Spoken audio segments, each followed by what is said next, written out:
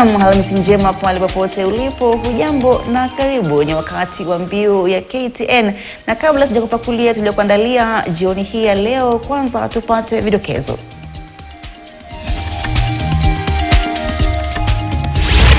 Vifaa vya kuchukua taarifa za Wakenya vya Worldcoin vimechukuliwa na idara ya uchunguzi kufanyiwa upekuzi.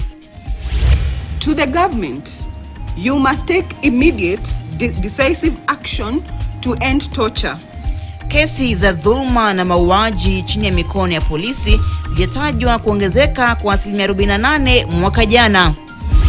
Baadhi za kaunti ukanda wa Nyanza zashirikiana kuweka mikakati ya kupambana na athari za mvua za El Nino inatarajiwa mwezi ujao. Na kutana na kina mama wa umri wa zaidi ya miaka 50 huko Gishugu wanaojipumbaza na kucheza soka ili kufanya mazoezi.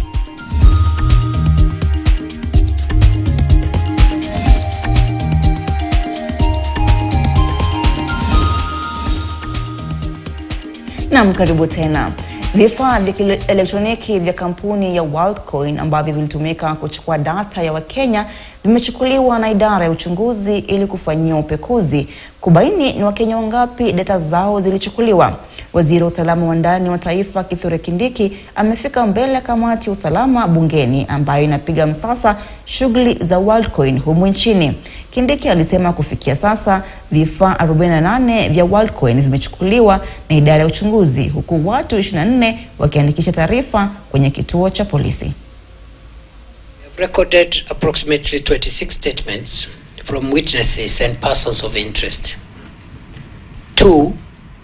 48 electronic gadgets and Worldcoin operations assorted merchandise or equipments have been recovered or taken to our possession. 3, the orbs and electronic gadgets have been submitted to the Communications Authority and the Cyber Forensic Laboratory, and they are currently undergoing through forensic analysis. We, as Government of Kenya, suspect that this area of cryptocurrency could expose the country to some degree to infiltration by money launderers and people who may want to finance terror.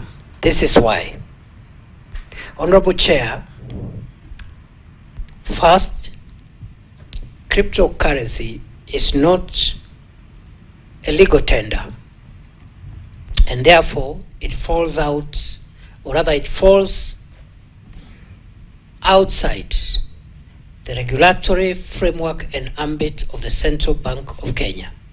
This gap, therefore, allows the transfer and trade of cryptocurrency without any regulatory checks. It encourages anonymity in financial transactions. You cannot trace, you cannot locate the owners and the dealers in the money or the finances that are involved in this space. Na mashirika ya kijamii yakiongozwa na tume ya haki za binadamu nchini KHRC yamepinga hatua ya serikali kuanzisha utoaji wa vitambulisho vya kidijitali maarufu Maisha Card na nambari za usajili za kidijitali maarufu Maisha Namba. Mashirika hayo yamedai serikali imekwenda kinyume na sheria iliyozuia serikali iliyotangulia kutumia kadi za huduma namba kutokana na kutowahusisha Wakenya, pamoja na kutowekwa kwa mikakati maalum ya kudhibiti usiri wa data zitakazochukuliwa. Wakisema serikali ya Kenya Kwanza imekwenda kinyume na sheria hiyo kwa kuwa haijahusisha Wakenya kutoa maoni yao pamoja na kuweka mikakati ya kukusanya data za Wakenya.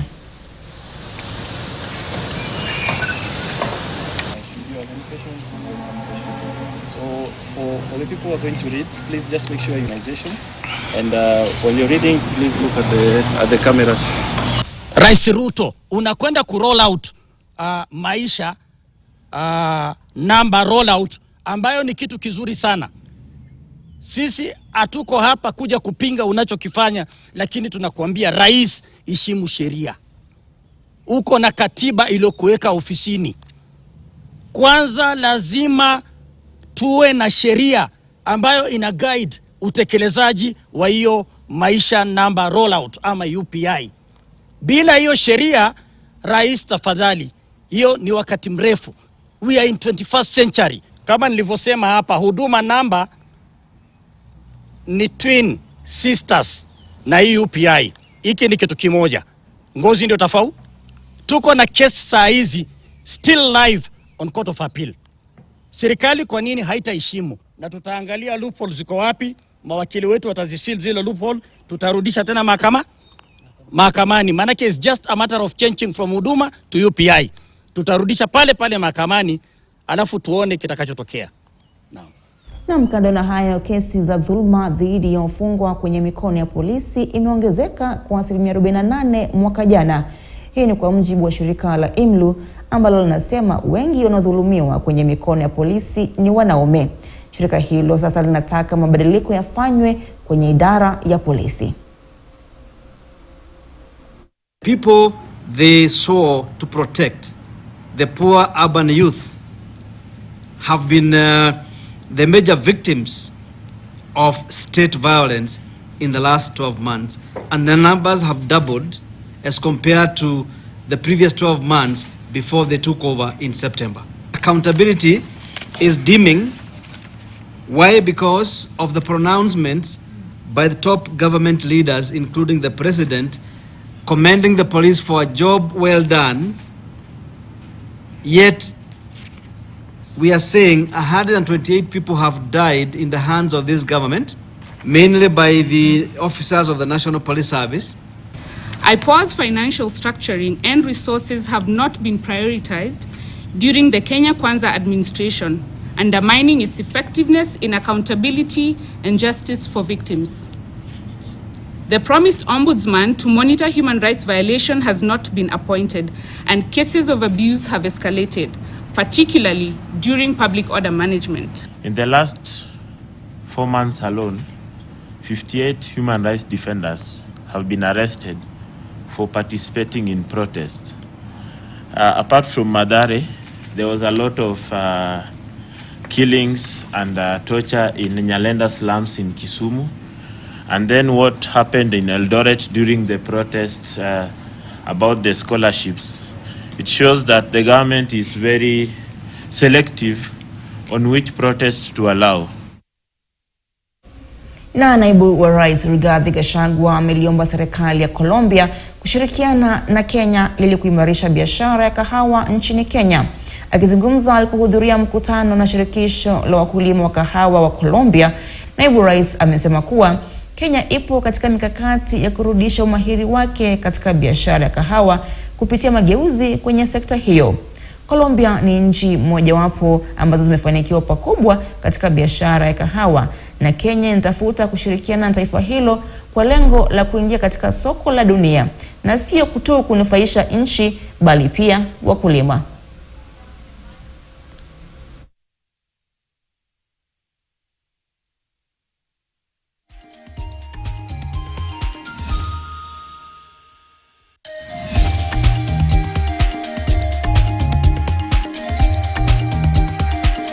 As we drove here, I myself, my parents were coffee growers, and when coffee was doing well in Kenya, most of us were educated with proceeds from coffee. The people who buy our coffee have denied us access to the world market. They have come in between the farmer in Kenya and the consumer of coffee in the world. Our struggles to penetrate the market have been very difficult.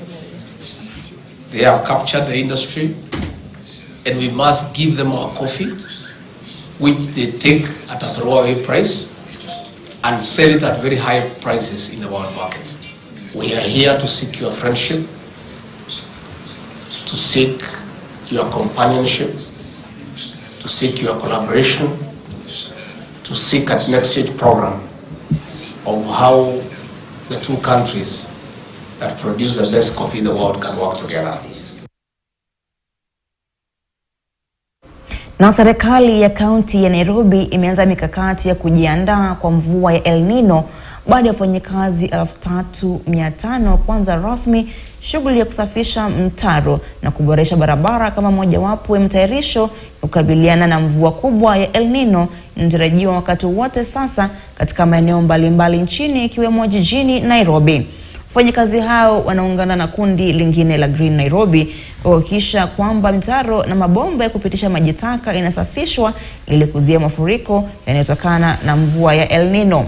Gavana Nairobi Johnson Sakaja na waziri wa ardhi Zakaria Njeru walizindua rasmi kikosi hicho, huku jumla ya wadi 17 zikinufaika kutokana na mradi huo. Jumla ya malori 50 na magari ya kuzima moto 6 zitatumika kwa shughuli hiyo.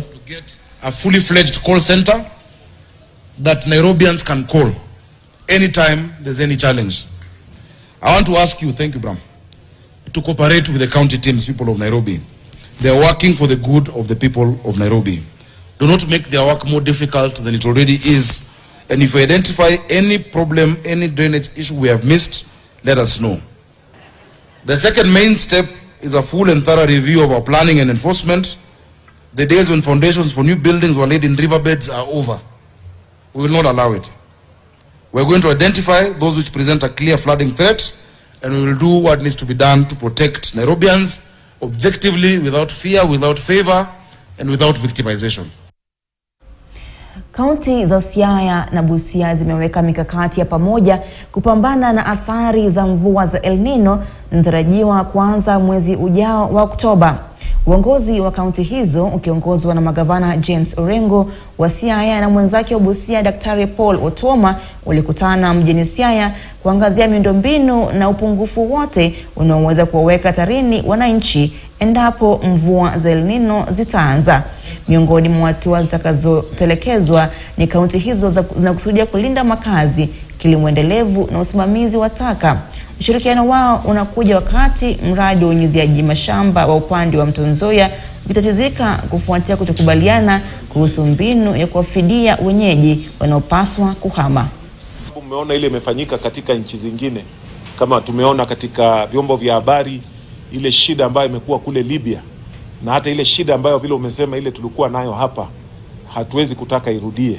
So najua wamefanya kazi pale, lakini ni muhimu kwamba hii disaster team, hii joint community team ambayo tumeform, wataenda kule waone suitability kulingana na ile labda hali ya anga vile tunaipokea, so that waweze kutoa mapendekezo, kwa sababu hiyo ni technical issue.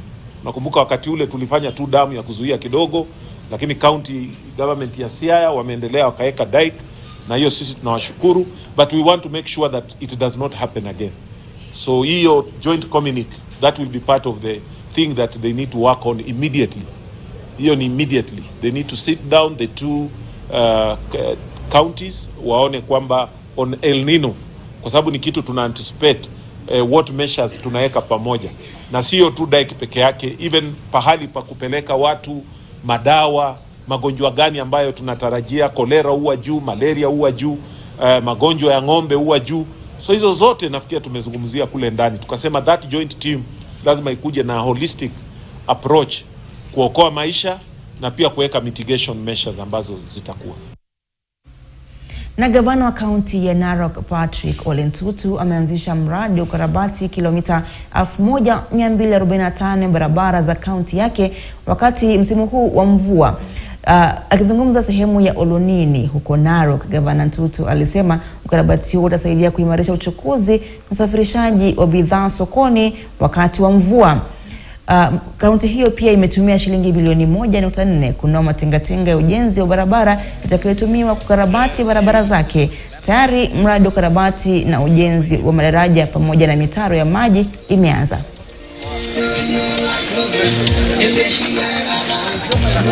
Ya bugirari na total o milioni.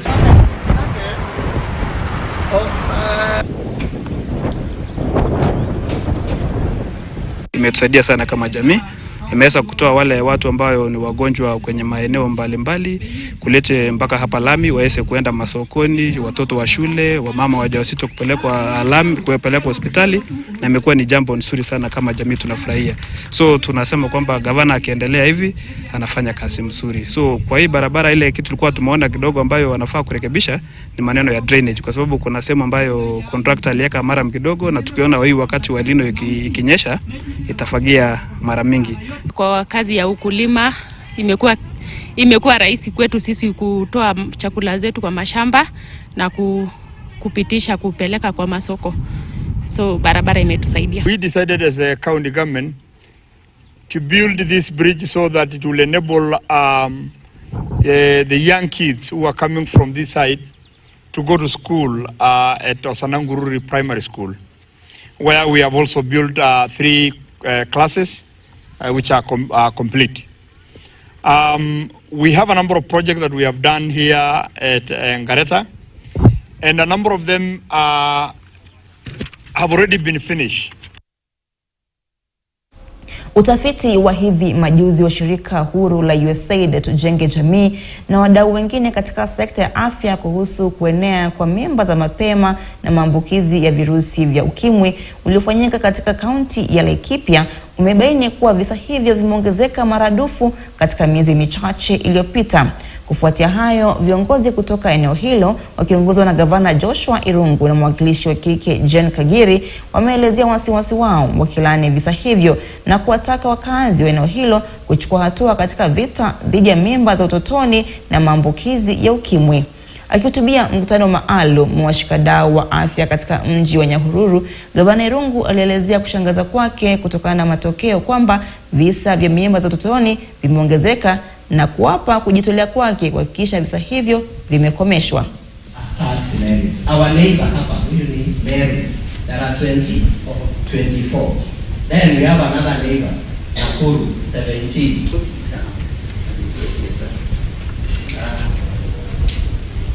It's sad. It's not something that we wish for. This team was here yesterday, Your Excellency. They are health records officers. They are in profile for me, on a very sincere note, we must up our game. And where we can be able to speak, even if it's on the top of the roof, we better. We don't need now to shy off. That is not the right way. It is it, and it is shame. In fact, I only need now to go to a public forum. Watoto wadogo ndio wanakuwa mama. Watu wetu tafadhali.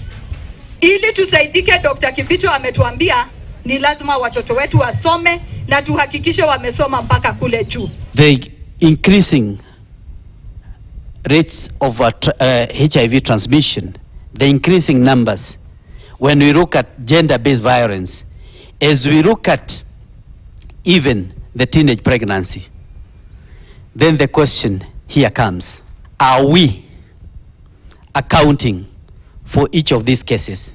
How many people who have been involved in all this, or who have been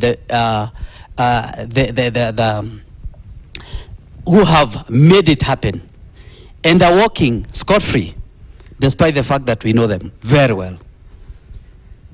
Is that one being accountable? Not really. Wanafunzi kadhaa katika shule ya upili ya Kibokoni, kaunti ya Kilifi, wamepata majeraha baada ya bweni la wasichana kuteketea.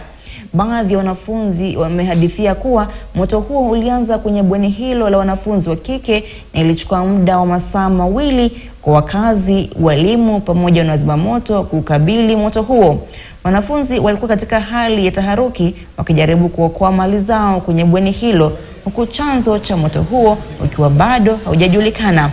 Maafisa wa shirika la Msalaba Mwekundu wamefika katika eneo la mkasa na kuwasaidia kupata huduma ya kwanza wanafunzi ambao wamepata majeraha kabla ya kukimbizwa hospitalini kwa matibabu zaidi. Sitaenda.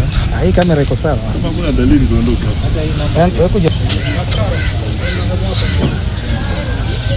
Kuna watoto wengine walikuwa wameathirika, wameanguka, hawawezi. Hata mmoja akaenda hospitali upesi.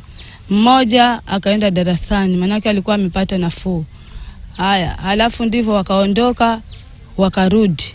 Kwa hivyo nimeona hayo mambo hayo, nimeyaona na jicho langu. Shule imechomeka, halafu hata walimu wenyewe wa hiyo shule ya Kibokoni walikuwa hawashughuliki, hata ni wazazi ndio wanashughulika. Tumeshuhudia girls dormitory ikichomeka hapa Kibokoni secondary school, na katika nyumbani kwetu tulikuwa tumepatwa na msiba. Kijana yetu alikuwa amefikwa na nyumba jana. Ikanibidi mimi mwenye boma ni waamuru wale ambao walikuja kuomboleza kwetu nyumbani watoroke waende mbio pale Kibokoni secondary ili waende waokoe. Sikufanya mbaya, tumwacha mwili wa mtoto wa mdogo wangu nyumbani kwetu, lakini wale ambao walikuja kuomboleza na sisi waende wasaidie Kibokoni secondary school ikiwa yachomeka pale. Lakini la ajabu ni kwamba waandishi wa habari wamefika ili wakaweze kuchukua zile habari ambazo ziko pale, ama kile kitendo ama chanzo cha moto, wanafukuzwa. Kwa nini wafukuzwe? Na washirikishwaji wa wanawake katika mipango ya kudumisha amani kwenye maeneo ambayo yameathiriwa na migogoro ya kudumu ya kikabila imesifiwa kama ufunguo wa kuishi kwa amani kwa muda mrefu, huku visa vya wizi wa mifugo na migogoro mingine ya kikabila ikipungua maradufu tangu kuundwa kwa baraza la amani la wanawake mwanzoni mwa mwaka huu. Akizungumza katika eneo la Noloroe wadi ya Oldonyiro katika kaunti ya Isiolo wakati mpango wa kuwafikia wanawake katika eneo hilo, mwenyekiti wa baraza la amani la wanawake wa Isiolo Kuresha Bile alisema kuwa mipango ya awali ya kujenga amani iliyohusisha wazee pekee kwa miaka mingi ilishindwa kuzaa matunda yaliyokusudiwa, huku wanawake hawakuhusishwa. Aidha, ameongeza kuwa kutambua kuwa wanawake wana mchango mkubwa katika kushawishi maamuzi ya wanaume imefanikiwa pakubwa. Kwa kijiji anaweza kupata nafasi ya kujua amani ni nini. Na tuliweza kuangalia kwa undani, tukaona wakati mwingi ama mkutano ikiitwa wazee ndio wanafika, vijana ndio wanafika, mama hawezi pata nafasi ya kuwa katika mkutano ya amani. Katika program yetu ya peace tumetrain wa mama 40 per county za peace councils ambao wanazunguka kuweza kuelimisha wale wa mama wengine na kurecruit wa mama wengine katika masuala ya amani. Kwa hivyo siku ya leo tumekuwa na mazungumzo kwa undani, tukiwa tunataka kuelewa jinsi wa mama wanaweza saidia kuleta amani. Leo tumekuwa hapa na Napsho tukiwa na shirika la NRT kuhimiza amani ambao leo tumetilia mkaso akina mama ambao wakati hakuna amani wanakuanga mstari wa mbele kuadhirika. So tumeongea na hawa na tumewahimiza wachukulie jukumu lao kwa kutafuta amani kwa ile umuhimu inahitaji. Serikali ya Uganda imemwachilia huru wavuvi watatu wa Kenya ambao walizuiliwa nchini humo miaka miwili iliyopita baada ya kukamatwa katika ziwa Victoria kwa makosa ya kutekeleza uvuvi katika maeneo yaliyopigwa marufuku na serikali ya Uganda. Wakiongea katika kituo cha mpakani cha Busia One Stop Border Post, kamishna wa wilaya ya Namayengo nchini Uganda Deborah Mugerwa pamoja na kamishna wa Busia Kipchumba Ruto wamesema kuwa hatua hiyo imetokana na maelewano baina ya serikali za mataifa hayo mawili, mbali na kuendeleza uhusiano mwema baina ya mataifa ya Afrika Mashariki. Aidha, watatu hao George Onyango, Patrick Juma na David Oma wameelezea kufurahia hatua hiyo, huku wakitoa wito kwa serikali ya Kenya kuingilia kati na kuwapa ufadhili wa kifedha ili kujikimu kimaisha. They had committed aggravated robbery, and today we handed over even the engine according to the file we had in Uganda. But we have agreed to really drop the charges through the DPPs, and now they are now free people. They can enjoy their life outside prison. Lake Victoria is a shared resource, and it must be shared in accordance with the regulations, in accordance with the laws of the two countries. So we have been liaising, talking together with the Ugandan Security Committee so that there is amity, there is peace, and even harnessing the resources of the lake without any confrontation. nyumba yangu ilianguka. Nilikuwa nimeacha bibi kwa nyumba ya nini ya kapera. Sasa sijui yuko ama yuko, sijafika nyumbani. Nyumba yangu ilienda. Naomba serikali kama inaweza nisaidia, iniangalie, nisaidie, hata sijui nitaanzia wapi. Vitu yangu yote ilienda na maji. Sisi ni wavuvi, tunavua na tunajua Lake Victoria imeshika nchi 3, Tanzania, Uganda na Kenya. Sasa sisi tulikuwa kwa maji ya Kenya, Waganda wakatushika wakatupeleka Uganda kwao, wakatutiaka eti sisi ni wezi wa injini. Na mtazamaji, tupande pumziko fupi, taarifa zaidi kwenye awamu yetu ya pili.